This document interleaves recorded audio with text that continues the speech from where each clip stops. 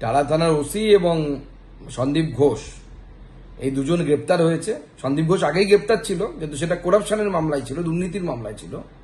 এই প্রথম গ্রেপ্তার হলো ধর্ষণ এবং খুনের মামলায় তথ্য লোপাটের জন্য। তো আমরা আশা করব যে সিবিআই থেকে সঠিক জায়গায় পৌঁছবে।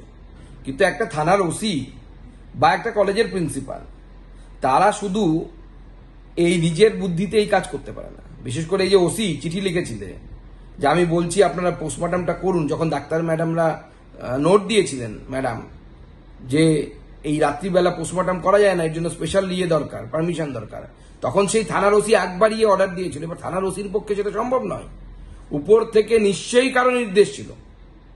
সেটা দেখতে হবে যে নির্দেশটা কার ছিল, কার নির্দেশে এটা হয়েছে।